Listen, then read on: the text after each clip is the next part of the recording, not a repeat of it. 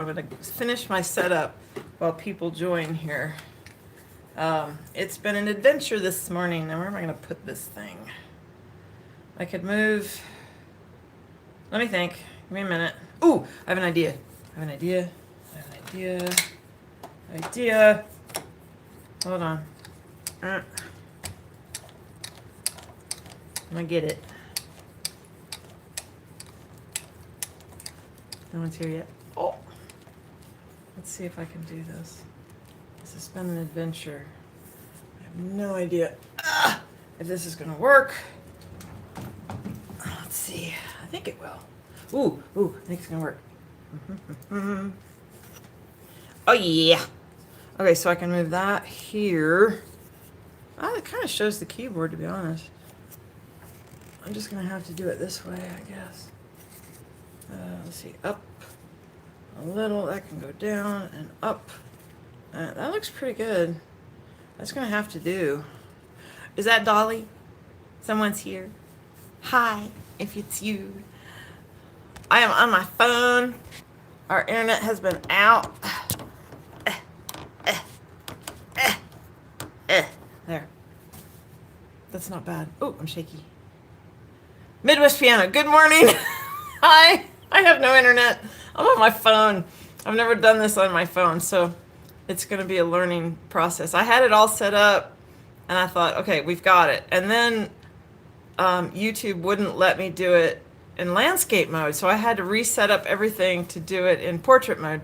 So I think I have it. Thank you. I'm going to try the other one I set up here. I'm going to move my camera. I got two camera holders, one at me and one. Hey, that's not. Let me see if I can. Wait a minute. Come closer, and then come up and wait a minute. You're gonna get to see half my house here. Let me see. Oh, that's not. Orientation is locked. Rotate device back. No, I'm not rotating device. That's not bad. Wait, that's treble. Wait, is it? It's sideways. Wait a minute. Yeah, but sideways might be all right. Oh my God, I'm reversed. Ah! My picture's reversed. Oh my God. Everybody's gonna see it backwards. Hello, Jerry Weber from South Dakota. Oh my God. Hey, you're warmer than we are. That's not fair. That is so not fair. It is freezing. Well, I don't know what it is here. It was -9, I think, an hour ago. That's Fahrenheit, by the way. Single digits. Yeah, we're in the negatives. That's cold for West Virginia. We do get in the negatives here. It's not unheard of, but it's not. It normally doesn't stay negative for that long. So this is unusually cold for us right now. And I've decided, even though I made a decision last time, that I'm only going to do the temperament thing when I don't have something to start out with. I have something to start out with today. How? I did not think of mirroring the screen. -5. Oh, okay. We're about the same. Midwest Piano. We're about the same. Wait, where are you? Midwest. You're in the Midwest. Yeah, I assume. Yeah, we're negative. We're somewhere between -9 and 0. I don't know exactly, but well, shoot. So right now I finally got my phone working, but I think in order to not be reversed, you have to turn your phone around, use the front camera. Oh crap. But see, then I can't see your comments unless I get another phone and join. Well, dang it. I can't believe I didn't think of that. My phone automatically mirrors it, and I just didn't think about it with YouTube. So let me think. Wait. Oh, wait. Hold it. Everybody give me a second. Thank you for that suggestion. You're going to see my ceiling for a moment. Let's see. I can do this. Come on. Oh, I'm so excited. Oh my God, yes. Yes. Okay, so we can do this. Now I can't see your comments, but let me talk about something real quick, and then I'll take questions. Everybody has been asking me. Let me see. I'm gonna need to go down to at least here. Let me move this. Oh, look at that. Okay. Everybody's been asking me the same questions, and it's all in my videos, but my videos are crazy comprehensive. They're like over the top comprehensive, and there's so much information about one little aspect of this that there's no summary video. So I'm going to make a summary video this morning out of this, and if it doesn't work out, I'll make a separate video, but I'm hoping I can just extract this. So real quick, well, maybe quick, measuring octaves, fifths, and fourths. Real quick, summary. But if you want to know why, you have to go back and look at the other videos. I will add them to the link. I will add the links to those in the description of this video a little bit later. But, so if I have, let me see the screen. I'm in the screen. Okay, great. If I have an F to F octave, and I'm not going to summarize everything, but a lot. I'm on F3, F4. If I want to measure this octave, and when I say measure, some people used to say check. So if I want to check this at the second coincident partial. Now remember, see, I'm going to explain too much. I can't do this. I'm not going to explain too much. If I want to check this at the second coincident partial, which is the 4-2 octave, meaning the fourth partial from the lower note, second partial from the upper note. That's all I'm going to explain here because the rest is in my videos. I'm going to go a major third below because the coincident partial I'm looking for is up here, and so, whoops, sorry. Oh my God. Fifth partial from the check note. I have dirt in my piano. Fifth partial from the check note, which is 2 octaves in a major third. So wherever you have your coincident partial that you're listening for, you just go 2 octaves in a major third down. There's your check note. So I'm going to measure it here. If they're equal beating, it's pure. If whatever interval reaches higher on the keyboard, whichever one goes to the right the most, toward the treble the most, is the one that if it's faster, it means the interval is wider. If it's slower, it means the interval is more narrow. So if these are equal beating, then my octave is pure at the second coincident partial, 4-2 octave. If the 10th, which reaches higher on the piano, if the 10th reaches higher on the piano, which falls higher on the piano, that might be a better way to say that. The 10th falls higher on the piano. Yeah, reaches can imply other things. Then if the 10th is faster, that means the octave is wide. If the 10th is slower, it means the octave is narrow at that coincident partial. I'm going to do 2 partials with the octave. Third coincident partial, which is the 6-3 measurement. If you don't know what that means, go look at my links that I'll put in here. I should have put it now. I'll do it later. Okay, minor third, major sixth, octave, 2 octaves, 1, 2, and a major third. So I'm up at this. Wait, can you see it? Barely. I can kind of see my screen. So minor third, major sixth. If they're equal beating, it's pure at that coincident partial. The 6th falls higher on the keyboard. So if the 6th is faster, it's wide at that coincident partial. If the 6th is slower, it's narrow at that coincident partial. Okay, 5th, we're going to do the 2 coincident partials of the 5th that we use. First coincident ratio of a 5th is 3-2. That gives us the first coincident partial up there. So 2 octaves in a major third below that is here. Am I on the screen? Yes. So if these are equal beating, I am pure at the first coincident partial. The 10th falls higher on the keyboard. Not which one falls lower, which one falls higher, because they're both the same as far as lower goes. With this one, the minor third was lower for sure. Let's see. But the 10th falls higher on the keyboard, so if the 10th is faster, it's wide at the first coincident partial. If the 10th is slower, it's narrow at the first coincident partial. So minor third, major third to measure the second coincident partial, which is up here. Wait, where am I here? Sorry. Wow. this is going to get worse as I get older. So people will just have to call me out. Sam Brown called me out on one the other day, and I had to edit. I put it in the description that I made an error. It was really dumb, but I do that.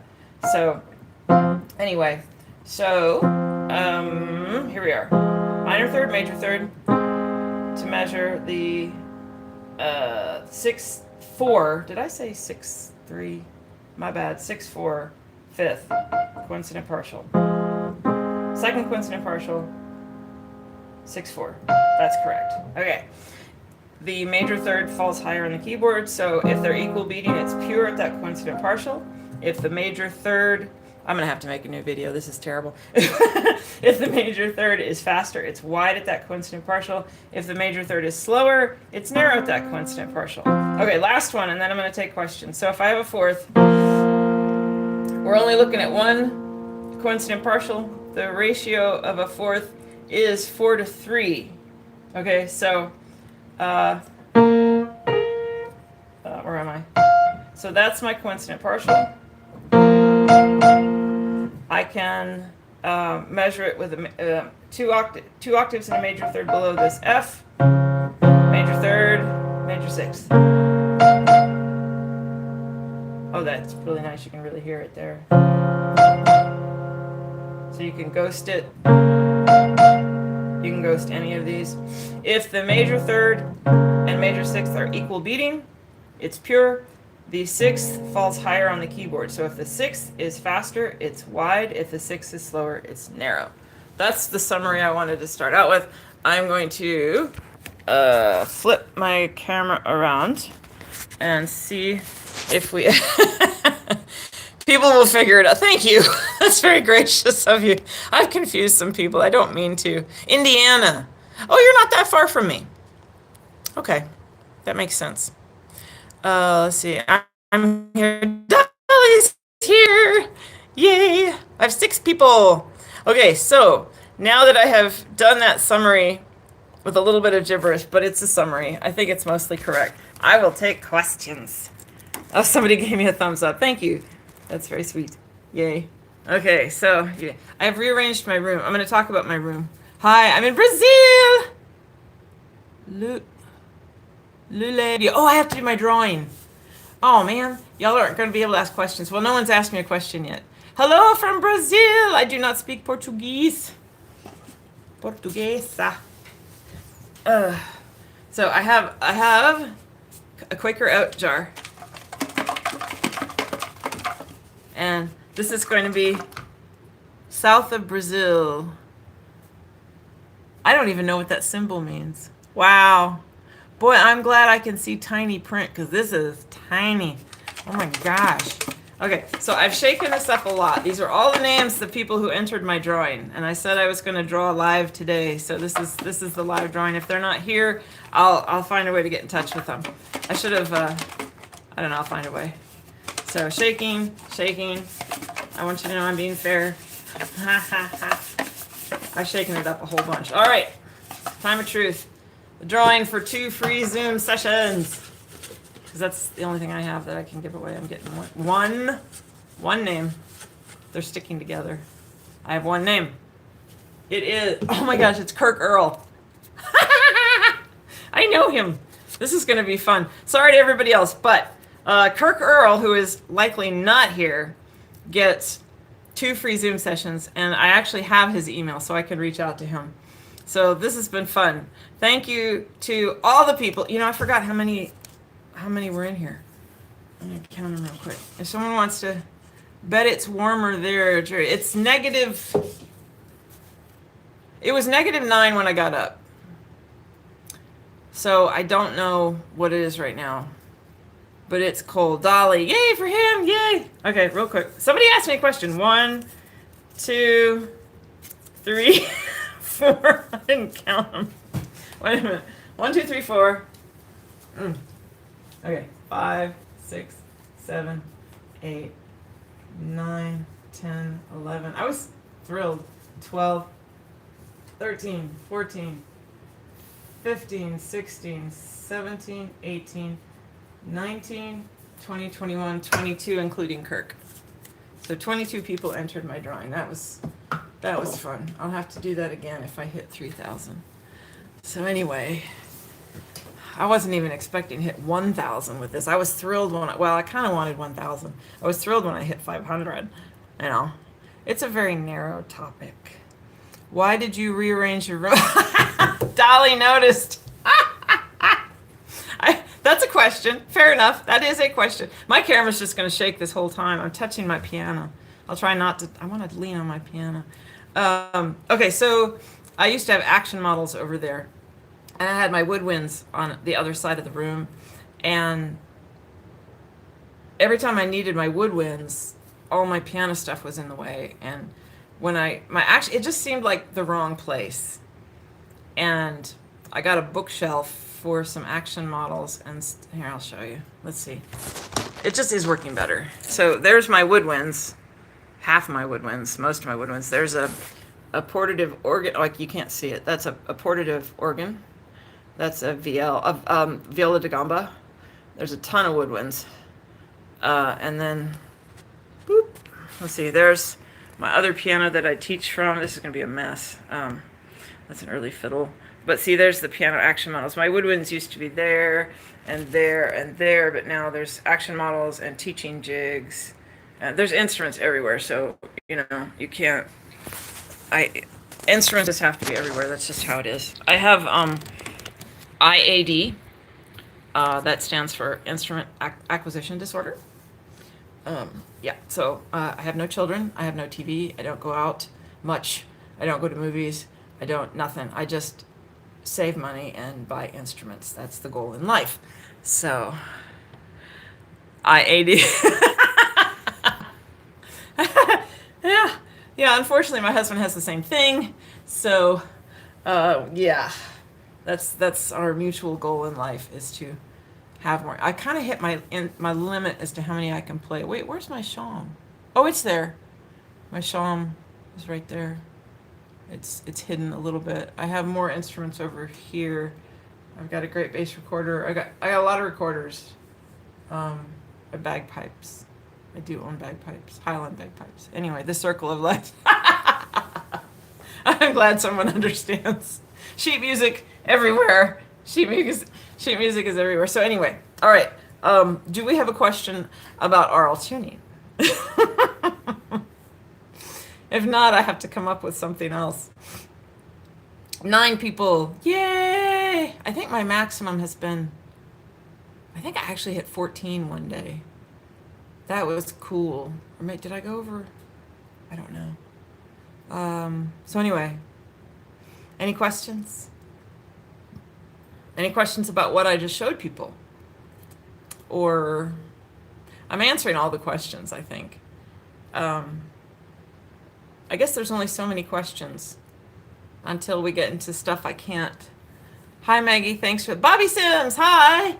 Hi. Thank you for entering my drawing. I'm sorry you didn't win. But I'm probably going to do another one. 9. I'm up to 9. Hello. You're welcome. I'm going to make a video about what I just did this morning that is a little less goofy and not with so many errors. I'm going to have to make myself a script. I hate scripts. Hate them. I avoid them. I'll probably just try to do it, and it'll take me 5 takes or something, because I'll mess up and I'll just start over. But if I don't have time... Everyone asks me about stability. Okay, so speaking of IAD, I have 3 pianos in our living room. That's it. Yeah. So at one point, what's the most pianos I've ever had in this house? 1, 2, 3, 4. 4 pianos, 3 uprights, and then this grand. And my husband said, I can't believe you have 3 pianos in this house. I'm like, you have 25 banjos. And he says, yeah, but banjos are smaller. So now I have 3 pianos in the house, and one is going to go. I'm going to end up with just 2, which is the goal. 1 grand, 1 vertical. That makes me feel better if you have 3 pianos in your living room. Oh, in one room. Oh, I've never had 3 pianos in one room. That's funny. Stability. Okay. I will talk about stability. I might need to raise my lid. So everyone asks me about stability, and there was a huge discussion on one of the Facebook groups recently, and I chimed in a little bit, and I want to reiterate some things I said. So I think I will talk about stability. I've talked about it in more than half of my videos. Double dipping, okay, what's that? That's a sticker, that's not a comment. I don't even know what that is. They can go away. Okay, I will talk about stability, but more than half of my videos, live streams, we talk about stability. So do look back at the other ones where we've talked about stability, but I will talk a little bit about it again because I want to reiterate something. Let me get all these little names. I don't want to drop them in the piano. There we go. I succeeded in not dropping them in the piano. You like my shaker box? Anyway, this is the fall board. I want my lever to be able to go up in the piano. Okay. So there was a big debate about. Let's see. I need to turn this around again. Hold on. There we go. There was a big debate about flexing the pin. All right, and this is why I've always been careful when I talk about this. There we go. That'll work. Those are my little strips that I use. When I was taught, just like more than half the technicians, when they were taught lever technique, thumbs up. Oh, thank you. Okay. They were taught, oh, I can bump my piano now. The phone's on something else. Great. These are out here, so I'm going to pull out a unison so you can hear what I'm doing. Oh, that's F sharp. We're going to play F sharp. Ew, I don't like F sharp. Okay. Let me get this out of the way here. Get in there. There we go. There I am, out of tune. Okay. I was taught to never flex the pin, and I couldn't get a stable tuning without banging. And a lot of ETD users will bang because they can get a very stable tuning without flexing the pin. It does work. I'm convinced it works. When I took my exam, I banged the heck out of it for unisons, and I got 100%, for stability, rather. It works. So, people can say it's bad, and I avoid it now at all costs for my own reasons, but it does work. So fine, you can get stability without flexing the pin. I'll show that in a minute, even though I don't want to. You can get stability without flexing the pin. Fine. Okay, but I don't want to bang. I have ear ringing that is kind of severe. It's really loud. In fact, I already played a note. You're not going to believe me, but let me see if I can do it. There it is. That's my loudest note. That's an E flat. I can hear it in my ears all the time. Sometimes I have a D, which I really hate, but it's usually just the E flat. I have C, so I've got that going. Or is it? It's that C. And then, I can't reach that far. Yeah, I can. If the G is there, it's Morse code. Now I'm talking about too much. And then I have that going constantly. And that I hear that all the time. That's my soundscape. I am blessed and fortunate that I have the ability to tune it out. There are only when it's really quiet, it's harder to tune it out. But like right now, the heating is going. There's background noise, and I can tune it out. I actually forgot about it until I started talking about it now. Now I hear it.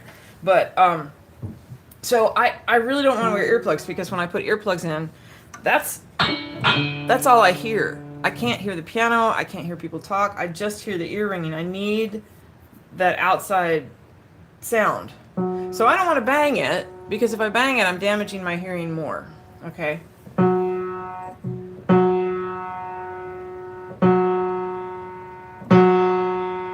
Okay, so let me test this. I didn't flex it very much, but I feel like I might have it, so I'm gonna test it right now by banging it.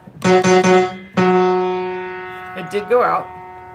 And it did go flat. Okay, so I'm going to pull it a little more sharp. Actually, that's probably... There we go.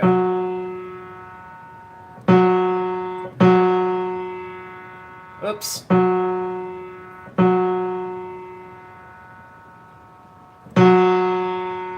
Okay, I'm going to bang that one.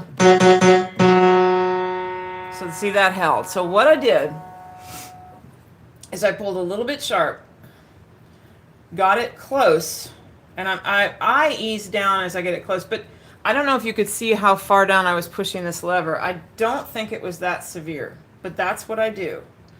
On this piano, I'll show you another way without flexing the pin forcefully. I am not flexing this pin enough to bend it. If you're flexing a pin enough to actually bend the pin, that's doing damage. You should not do that. If you're flexing the pin enough to bend the pin, you're also damaging the pin block. Now, am I damaging the pin block? Probably. I don't believe I'm damaging it too much. I've been doing this long enough now that I've been tuning some pianos long enough now that my conclusion is if I'm damaging the pin block enough to cause loose pins, it's not going to do it in my lifetime. Other things are going to cause loose pins before I do. I have come across pianos where the pins were loose and the piano had been tuned once when it was new and not again for 30 years. It was in a home. Several of these are in homes with wood stoves and very dry heat, and the pin block just gives and all the pins are just loose and it hadn't even been tuned. So I'm doing the best I can. There people have criticized me. I will take that, not a problem. The reason I'm telling you all this is the thing I said on Facebook. I believe you have to gather information from everyone, including me, but then experiment and figure out what works for you. If my method does not work for you, then you don't do it. There's more than one way to do this. There's another method where you come from below pitch and flex it down as you bring it up to pitch. Then when you let go, this bounces back, gives you more tension. I'll talk about that in a moment. And then it's stable. I have tried that method, and once it actually worked for me on a weird piano, but for the most part it does not work for me. I don't use it. Banging works for just about everybody. So let me show you, and if people want to criticize me, that's fine. You should listen to the criticisms, because I am not a physicist. I am not an engineer. I am going by my feel and what works and my gut, and that's the best I can do. So, listen to everybody, take all their information, put it together in your own head, find what works for you. I wanted to emphasize that. So, banging, I'm going to do this even though I hate it. I don't know if I can bang without flexing, but basically, you come about, let me talk about this before I bang. The goal, in my mind, the goal is to balance the tension between the speaking length and the non-speaking length here in a way where there's slight more tension in the non-speaking length. This is how I imagine it. If I'm wrong, that's fine, but if you think about it this way, it can work for you. If something else works for you, do that. But this is how I think about it. This is what works for me. If I am flexing, I'm lowering the tension in the non-speaking length just a little. I'll get it to pitch. This reminds me of something else. I'll get it to pitch. Then when I let go, the flex bounces back. It puts a little bit of tension in this non-speaking length. So when I bang it, which increases the tension in the speaking length, when I bang it, there's enough tension in the non-speaking length to hold it to pitch. If you balance the speaking length and non-speaking length to be equal, and you bang it, it's going to go flat because you need to have it balanced to where the tension's equal on a hard blow. That's where it needs to be equal. And if you have friction, which you do in here, it will hold with just a little bit more tension in the non-speaking length. If you have too much tension in the non-speaking length, it will go sharp. I promise you it will. I know this for a fact. I've done it. So you have to be careful not to have too much, just a little. How much? Practice. Practice, practice, practice. And it's different on every piano because they have different friction. They have different tuning tightnesses. I'm going to come back to that. Shoot, I lost where I was going. But anyway, I got most of that in. So I'm gonna bang. Whoops. Well, I'm still a little sharp. Now it might go flat now.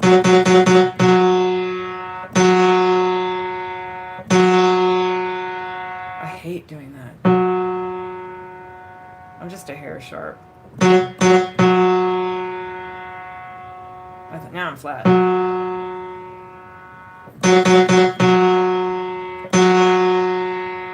So you just bang the whole time you're tuning. You put in earplugs. You have an ETD. And you bang. Okay. Now, do you want to do this if you're auto tuning? No. No. Bad. Bad, bad, bad. No. I hate when students do that. Do not bang. You don't need to bang. Don't bang. Use test blows if you're auto tuning. This is just for ETD. So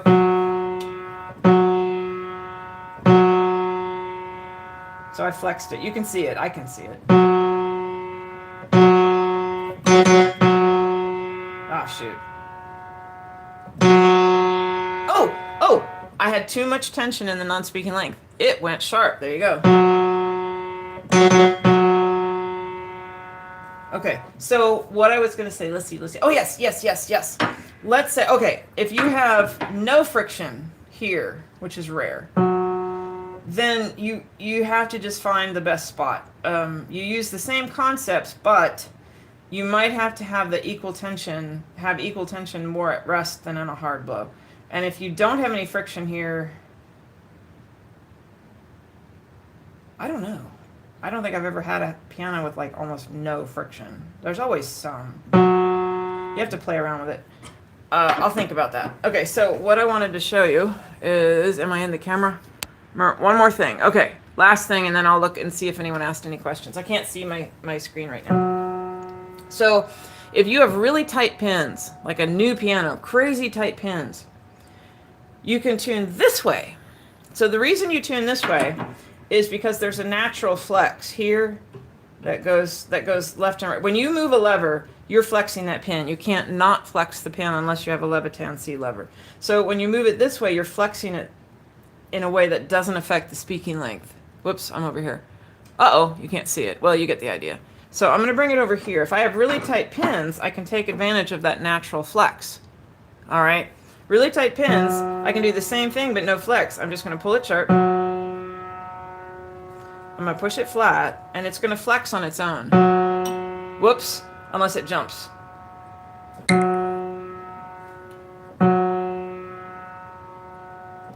This pin isn't tight enough to do that, so I banged it. I banged it into pitch. This isn't tight enough. If they're really tight, I wish I could show it to you. You can see it flex, but these aren't tight enough. Okay, let me stop and look at my comments, questions, all the things. Let's see what people have said. Give me a moment. At least I know this can work on my phone. Our internet's still out. It's been out since Sunday or Monday. Monday? Sunday or Monday? Monday. Yeah, so Monday, Tuesday, Wednesday. This will be day 4. Let me find out where I am here. Give me a second. Hold on, sorry. Please show the tool I made once I am done with... Oh, the banging tool? The key banging tool? I have it in my house. Okay, good. Usually it's in my toolkit, but I have it. Ben Zuli Hazeli Hasunar. I botched that, I'm sure. Ben Emedial Deal Part. The new trend may multip. Don't know what you're saying. Try again. Auto. Midwest piano. Do you regularly see tension differences from pin to pin on piano? That's a good question. Some pianos, yeah. A lot. Most pianos, a little. I'm thinking. I think on newer pianos, not as much. It's as they age. I think the wood just shrinks differently. You know. I have a funny story I can tell you. Dolly May. Yes. Yes. Okay. Everybody has to wait. You can look at my instruments. I'm going to get something Dolly wants me to show you. While I'm here, while I'm here, this is the Levitan C-lever. I have a shoulder issue. The fact that I can do this right now is awesome. It comes and goes. So this is my key banger. I used this a lot more when I was an ETD tuner. It's filthy right now.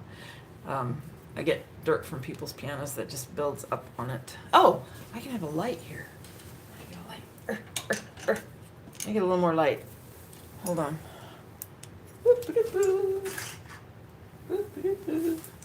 Huh? Ah! Hey, there we are. Dirt. Okay, so this is my key banger. It's a mallet.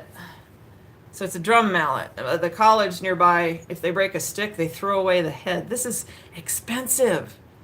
I pull them out of the trash. So I haven't been over there in a while though, so I haven't been able to get any. But this is a nice one. Some of them are tiny. I don't like those. Then you get just a hammer. This is a vertical hammer, and you drill a hole in the side, not the hole that's already there, but you drill a hole in the side to the middle, and then you stick this inside, and then you have a key banger, and the whole thing's felt, so if you drop it, it's just felt. It's not gonna scratch or dent anything. But if you need a key banger, this is it. I do still use it sometimes. It depends on what I'm doing, but if I have a piano that is poor rendering, meaning there's like too much friction, I may end up banging a little. I hate it. I have the ability, so I can't wear earplugs, but I'm one of the 25% of the people in the population who can contract the muscles in their ears. And if you contract them hard enough, it stops the little bones from moving in your ears, and it basically acts like earplugs. So I can protect my hearing to a point with that, which is nice. I'm lucky because, oh my God, I do not want to bang without some kind of hearing protection. It's just not good. So there's that. What was the other? Let's see. Yeah, I do see differences from pin to pin on a piano. Didn't understand that question. That's the tool. Israel, hi. Hi. I didn't see that earlier. Gosh, this is hard on a phone. I was late and I am so that's okay. Thank you for doing this. You're welcome. I may have missed this. Could you talk a little bit more the levity? That's what I was just about to do. That's what I was just about to do. Perfect. This is just you're silly, Dolly. Thank you. It's just, you know. Well, I started out with a tennis ball, and I didn't like the tennis ball. It was too big. This is more narrow, and I can hit black keys with it. So with a tennis ball, oh wait, I can hit a pair. Okay, so I can hit, but I can flip it and hit the black keys. I mean, you can hit the black keys with this too, but this is just easier. But the tennis ball's round, and if I hit a key, it would sometimes hit two keys, so I'd have to use the end. And then when they broke, because I worked at the college, when they broke a drumstick and threw it away, I was like, oh, felt, you know. So that's that. Yeah, I'm going to talk about the C-lever right now. So with the C-lever, it has, if you can have, see, so here, this, there's an angle down here. So it comes up, comes out, down. If you can tune at a certain angle, where am I here? Oh gosh. Let's see. Let me try to move this further. Oh, hold on. Hold on. This one is on wheels. I can move this one. Let's see. Hot diggity dog. Yay! Okay. So, I need to caveat this. Is that a verb? Dan Levitan created this lever with the original goal, my camera's still moving, oh well, of being able to not flex the pin. So if you want to really not flex the pin at all, this is the only lever. You're grabbing it at a point where it low enough where it causes the top to not lean. Whereas this one, no matter what you do with this one, you're up higher. It's gonna lean the pin a little bit. So here, I can actually move it. You can use the jerk technique. You can use slow technique. Oh, and I discovered something the other day. So you can, a lot of people free arm this. I have discovered that it works better if I brace my arm against my body and move my body. I can get much more fine movements that way instead of just free arming it, just FYI.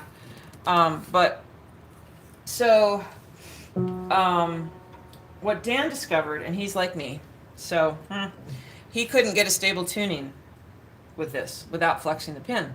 He couldn't do it. Could not get a stable tuning. I can't either. So you can take it, and I'm going to lift up on it. I'm actually going to flex the pin.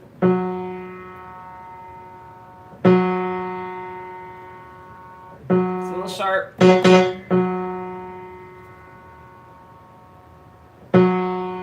Flat. I brought it back sharp again. Ah, it's slipping. There I am. That was a little too much flexing. Ah.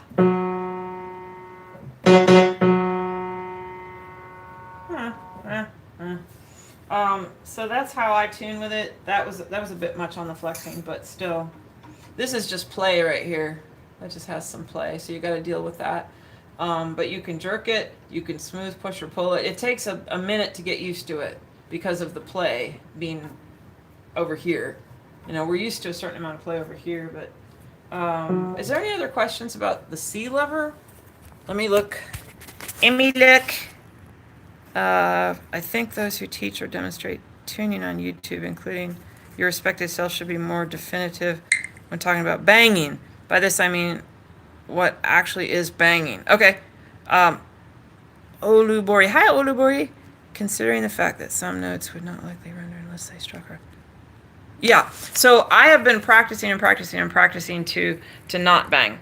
Banging is just what I did. And I was showing it earlier. Bang. That's it. If I want to tune this banging,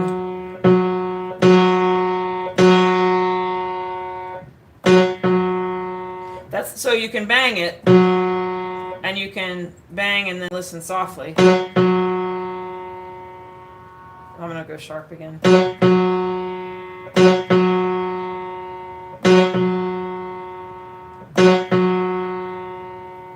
So I'm banging and then I'm playing it a little bit more gentle to actually listen.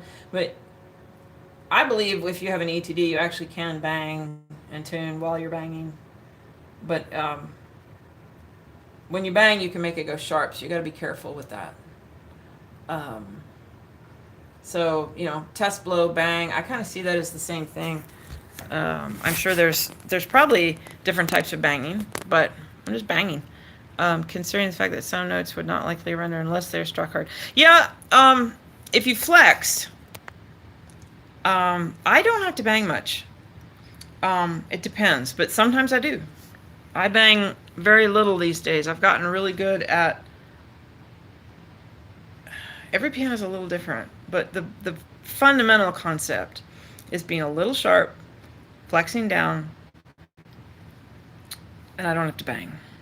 You know, Jerry Weber, am I crazy for trying to practice oral tuning on a 40-inch Steinway upright? Yes. Or should I use my 42-inch Youngchang or 52-inch upright?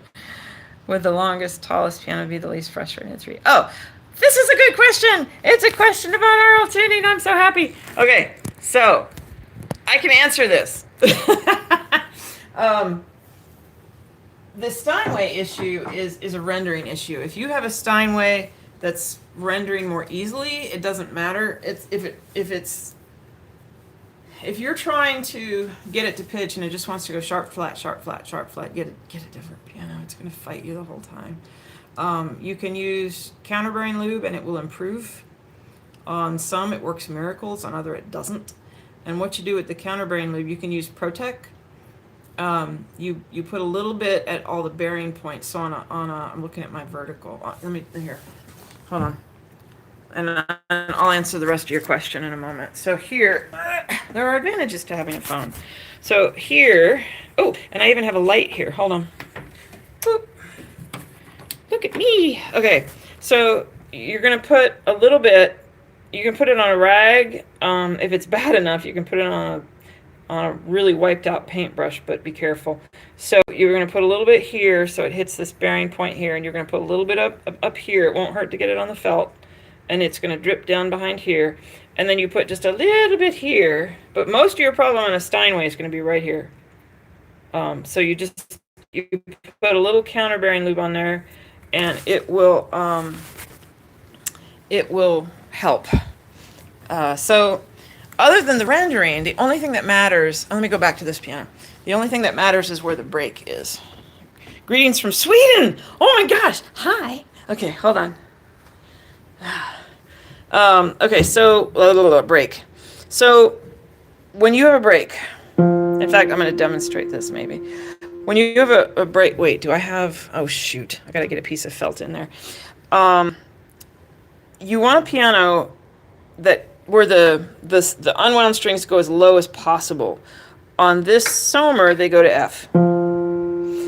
And the issue with this Sommer is it has a little bit of a scaling issue. They use the wrong gauge of wire here. So I have an inharmonicity shift right here on that F. And so it's hard to tune aurally if you don't know that.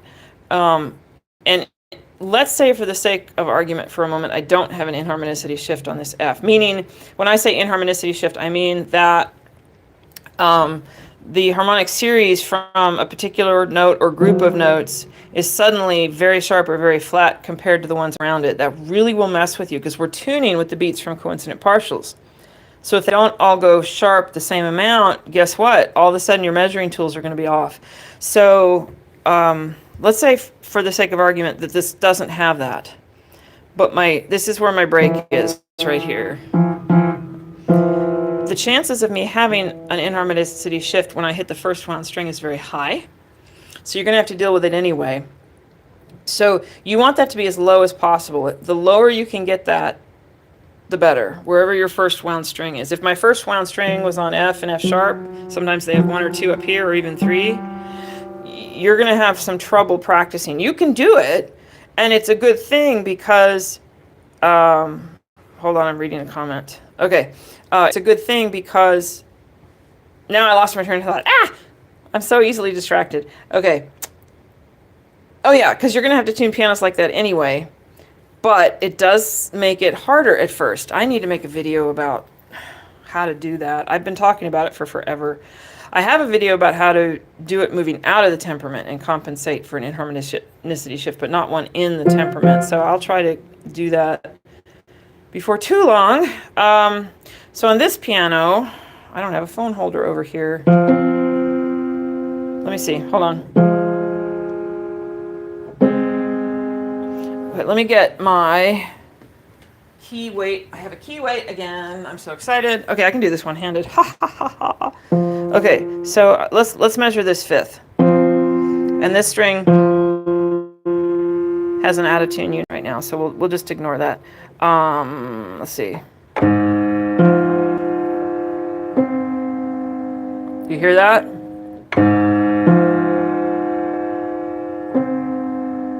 So we're wide at the first coincident partial. We're slightly narrow at the second. That's not unusual, actually. This is about right. Huh. That's funny. Usually the difference is bigger on this piano. I cannot explain that. Well, never mind. I won't be showing that. That's kind of cool, though. So look where the break is. That's long answer short. Look where the break is. Whichever has the lowest break, I recommend that piano. And also quality of tone. If you have a piano that's older with worn out hammers and stuff, that's going to affect the beats as well. So it's where the break is and the quality of the hammers and strings. I hope that answers your question. If it doesn't, ask me again. Could you talk a little bit about hammer technique related to pin flexing on uprights? Oh, on uprights. Wait a minute. I can do this. Everybody has to wait a moment. Let's see. Hold on. Let me get here. I have another camera holder. Give me a moment. Let's see. Mirror. Okay, so this is going to be a mirror image. Hold on. I might just start doing this on my phone.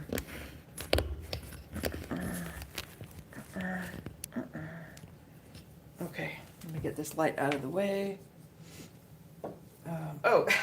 This is my first lever that I ever had. I made this handle. It's a little crooked. It's because I just hand drilled into a dowel, so it's a little crooked. But it's the first lever I had. I managed to get the hardware. I got the hardware, and I made a little wooden handle with the ball end. I've always liked the ball end. I always have. So I'm going to use my baby lever. Okay. So this is the same thing, but you're flexing. Basically, your eye flex toward the string. The away from the string method is still works here, but it doesn't work well for me.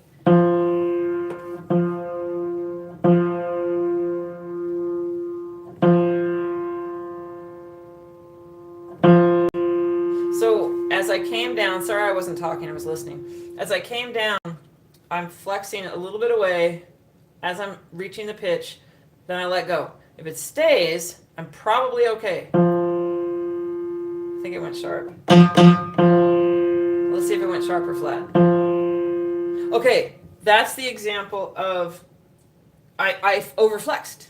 I put too much flex on it. I got too much tension in the non-speaking length as far versus the speaking length. So now I know that. Oh, let me show you something else. You can flex past pitch. If you can't get it to where it won't go sharp, just flex past pitch. And let it come back up. Not too bad, because every piano is different, Now this is someone asked me if I found different pins with different tension on the same piano. Yes, but when it comes to flexing, I feel like there's a certain amount of consistency within a piano with the flexing. Not always. That reminds me of what I was going to say. Give me a second. I just had an idea. Okay. So there's, for the most part, once you've experienced the kind of friction a piano has, it's mostly consistent in an area of the piano. So the bass might be different than the tenor because you're dealing with a different type of stopping point. What's the word I'm looking for anyway? You're dealing with a different type of point of friction.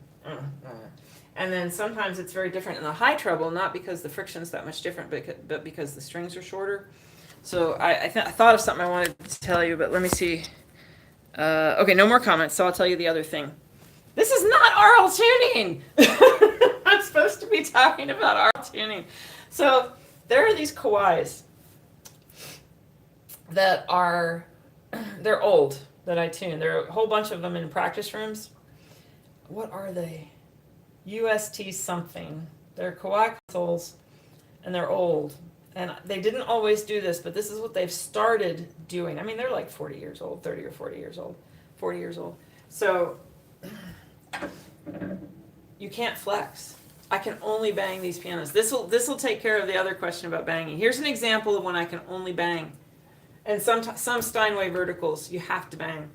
But this particular piano, if I flex toward the string, it goes sharp. If I flex away, it goes flat. But the turning part's the same. And because there's some natural flex in the pin when I turn it, even if I don't flex, wherever I leave it, it changes immediately. So the only way I can tune this piano is to turn it and bang, and even then, it doesn't want to go where I want it to go. It's crazy. I made a video of it. I've lost the video. I need to find it. I have it somewhere.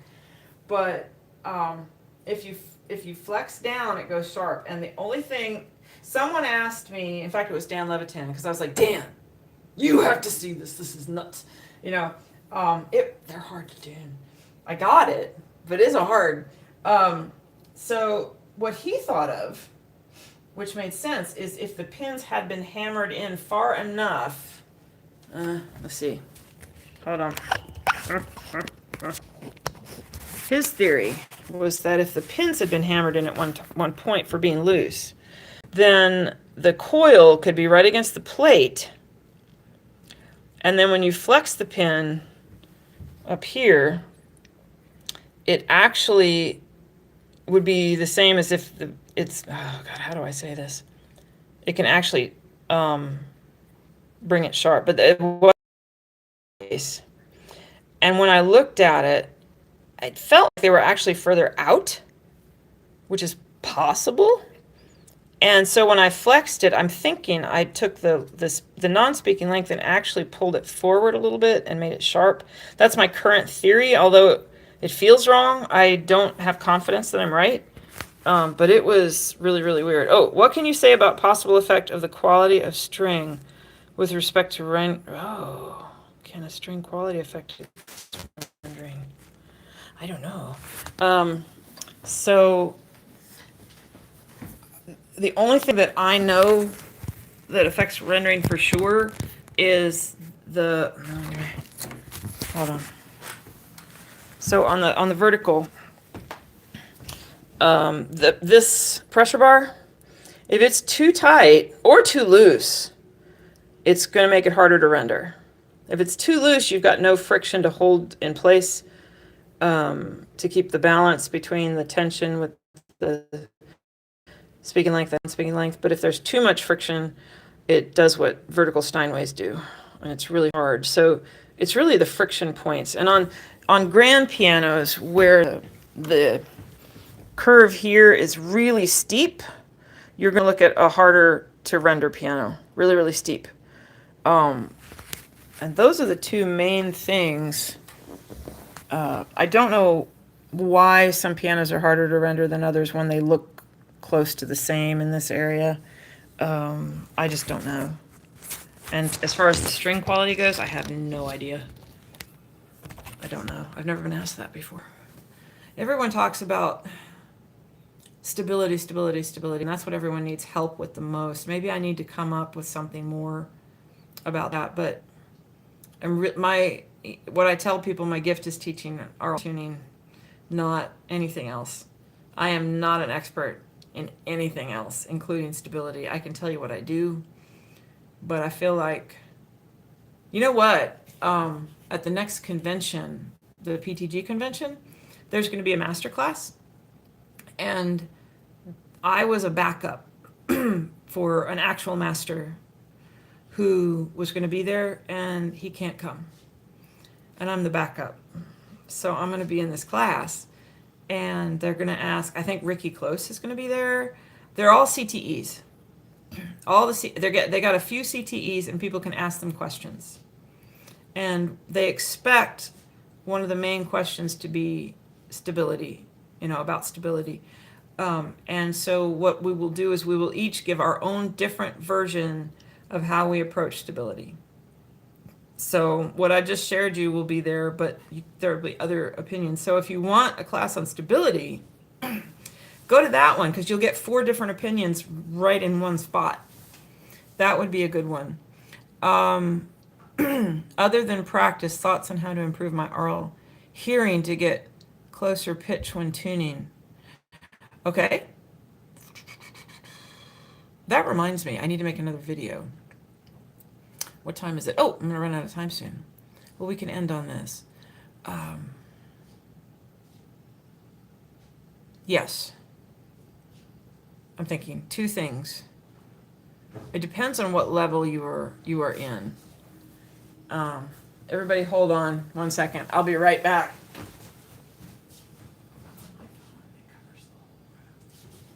You're okay there. Okay. So, anyway, I am back. Yeah, so what I've been doing with beginners, let me go through a beginner and then an intermediate or advanced or whatever. Let me switch. Let me get my phone holder back, and then we'll be. Ah! Oh God, that scared me. This fell down. I wish Kirk Earl was here. He's gonna be excited. He won my drawing. Okay, here we go. Oh wait, no, I have to turn this around. Hold on. You get to see all the things. There's a hammered dulcimer right there. Yeah. I-80. Instrument acquisition disorder. All right. This should do, I think. There we go. That's not bad, actually, for just a improv phone thing. Okay. So what I've been telling people to do is practice listening to thirds and tenths. So, oh, ha!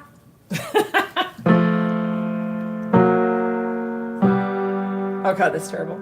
Out of tune, you said, listen to that, it's ghastly. This piano is the most out of tune it's been in a long time. But listen to major thirds, progressing major thirds, like in the mid-range. So you're looking at C3 to C5. Listen to thirds, listen to tenths. Listen to that. Almost no beats. Way too fast, you know. Oh God, it's so bad. That's closer to correct. Oh my God. I'm so sorry. It's so bad. So listen to your thirds and tenths, practice listening to those. This is more beginner now. And then you can ghost them. So where's my key weight? Oh, I left my key weight over there. I don't want to go get it. So if you have a key weight, you can, where am I here? You can put the weight here, play the note, ghost it. Wait, see, I can't reach that. Oh, I can do this, duh. Sorry. And then you can just ghost them. Tenth, there we go. Etc., etc. And do that with thirds, tenths, and sixths. Listen to the progression, ghost if you need to get the beat rate you need, and compare them, and just go faster, slower, faster, slower, faster, slower. I mean, decide whether the next one is faster or slower. As you're going up, they should all get faster. As you're going down, they should all get slower. But if you find that's not true, you can catch an error. So it's really good to practice that. Now, here we go. Let's see. This exercise is good for hearing past false beats and just hearing. So I'm going to tune, let's see. Here's my F sharp again. Yes. I'm going to pull out the other thing here.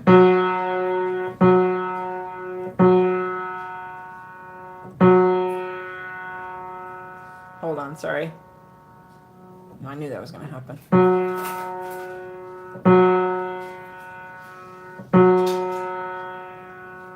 Well, poopy. That's close. I'm going to leave that. So, actually, I'm going to detune it anyway. So, practice tuning a unison and a trichord with just, two strings already in unison, and then you're tuning the other one.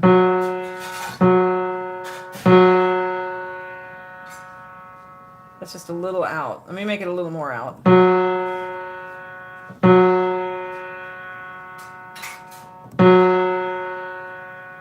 Then practice tuning the other string with one a little out.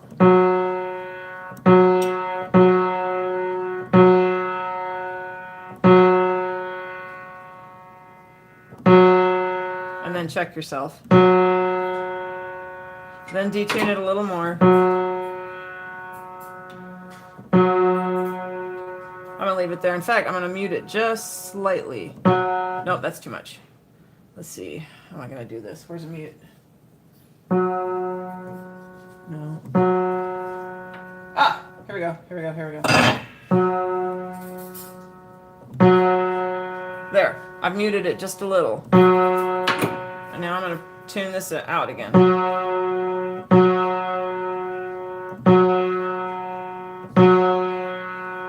So I've got my one unison good. almost. Now I'm going to do it without any mute.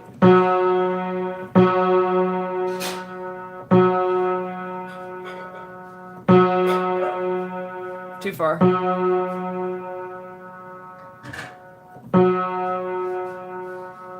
Darn it. I'm close. No, I'm not. See? So I tuned the unison while I had that sound going. If you want to improve your hearing, do that. And what you do is you don't do it to the extreme I just did it. You unmute it gradually. So you get one out of tune of the trichord, and you get it to where it partially mutes. Then you practice tuning the unison with that beat going to where you can tune out that beat and just hear the beat you want to hear. Then you gradually unmute it until you can tune the unison with that beat fully going and ignore it. If you want to improve your hearing, do that. That's my thought. All right. We are at 13 people. How exciting. Thank you all for coming. This is fun. I really want to talk more about aural tuning, but everyone wants to know about lever technique. So you're welcome, Dolly. Thank you. Samantha Steiner. Hi. What did I do? I did something funny. I don't even know what I did. Can't wait for piano camp. Sam! Oh, you're coming to piano camp. I'm so excited. Yay! Thank you so much for this. You're very welcome. My goal is to answer questions about aural tuning, but I want to help people, so I'll answer other questions. But you have to remember, my gift is aural tuning. Teaching aural tuning, actually. Not even tuning, but teaching aural tuning. That's my gift. I know a lot about it. I think I'm a pretty good teacher. But, hey, Maggie, Bruce from Texas. I tell you, yes! So excited. I'm so excited. I want people to come to my camps. There's two tuning camps. There's a more beginner and more advanced. And you can do both of them right in a row. And they're in end of April, beginning of May. And then after that, there's a piano tech camp where there's 2 days of serious hands-on technical training, state learning stations, and each station teaches a different thing. John Parham made all the stations, and he graciously brings them up to West Virginia once a year for our Appalachian Piano Tech Camp. And it's a lot of fun. So if you're interested in that, email me at maggie@pianotechmaggie.com. And thank you all for coming. Hope to see you next time. Whoop, someone's texting me. Dolly's texting me. Wait a minute. I want to know what she said. Hold on, Dolly. There it is. Oh my gosh, I lost it. So are people still here? It said it cut me out for a second. All right. Thank you all. Bye-bye.